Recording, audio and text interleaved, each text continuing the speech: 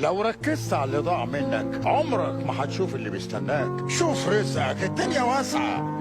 هخسر، that's fair. اتعلم بعد كده. هخسر الماتش ده، اكسب الماتش الجاي. هخسر الماتش الجاي، ايه المشكلة؟ هتعلم برضو بالماتش الجاي واكسب الماتش اللي بعده. هخسر الماتش اللي بعده، ايه المشكلة؟ ما هو انا قصدي ما عنديش حل تاني، انا جاي اعيش. بس هطلب منك طلب واحد بس، استخدمني، اعمل من خلالي اي حاجة يعني، عشان احس ان ليا قيمة، لان كانت التحديات كبيرة. فالحقيقة مع اي جايزة بناخدها، اولا بحس انها رسالة من ربنا، انه زي ما يكون بيطبطب عليا كده، يعني بيقول لي تشجع، انا يعني انا في ظهرك، انا واقف معاك. انت ليه مستني حد يدعمك؟ يا تنجح لوحدك يا تقف على رجلك لوحدك، ما حدش هيساعدك، عشان يوم ما يساعدك يجي يقول لك انا اللي عملتك. اعمل نفسك برجلك، لان كل الناس هتطلع تقول لك وحش، كله في البدايه يقول لك وحش، ما حدش هيقول لك غير لما توصل. انت عدو نفسك صراحه يعني. اكدب عليك، بص يا ابن عمي، انا كنت مخبي عليك الفتره اللي فاتت، بس انا بصراحه عايز اصالحك. بص، اوسخ شخصيه في حياتك هي انت والله، وفي حياتي انا شخصيا اوسخ شخصيه في حياتي هو اللي انا باصص له في الموبايل دلوقتي. ليه؟ لان انت كل يوم الصبح بتقوم اكبر عدو في حياتك هو اللي انت بتشوفه في المرايه ده. والله بص، انا كنت هندم لو كانت جت عليا لحظه حسيت ان انا قصرت او ما عملتش اللي عليا،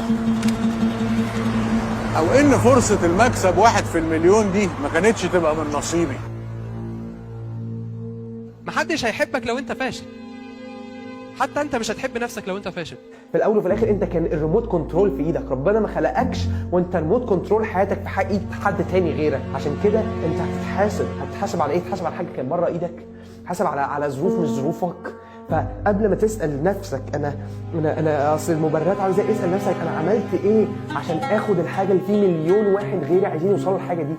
انا عملت ايه زياده؟ انا عملت ايه مختلف؟ انا استحملت ايه اكتر منهم؟ العالم مليان ناس موهوبين ما عملوش حاجه. بص يا ابني، اللي حصل وما تقدرش تغيره. صح غلط. لما الدنيا تديك ظهرها ادي ظهرك للدنيا.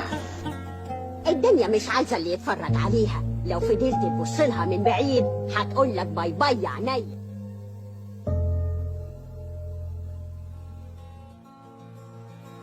انت ما انتش عارف ربنا بيختار لك ازاي، ربنا بيرتب لك ازاي، ربنا بيدبر لك ازاي. يا عم ارضى، يا عم ثق في ربنا، يا عم سلم امورك لله وفوض امورك لله. القضيه مش كلها بتدار بحساباتك انت. اسمع نصيحتي يا ابني، لا حد هيشيل همك ولا حد هيشيل شيلتك ولا حد هيحس بوجعك حبيبي، ولا حد هيطلع من جيبه ويديلك، ولا حد هياخد من سعادته ويديلك يا حبيبي. يا ابني خليك مع الله وارمي حمولك على الله، خليك قريب من ربك. خليك دايما فاكر الجمله، انت مش افكارك، انت حرية اختيارك لافكارك، وانت برضو مش صوتك الداخلي، انت اللي قاعد سامع صوتك الداخلي. كده في اتنين، في واحد بيتكلم وفي واحد بيلعصه، انت اللي بتلعصه وتقول له يكمل كلام في ايه ويوقف كلام عن ايه. اصلح واحد فينا ممكن تجيله اسوأ الافكار، بس اللي بيخليه اصلح واحد فينا انه ما بيحطش الافكار دي في افعال وما بيسمحلهاش انها تسيطر عليه. انا نجم بس ما في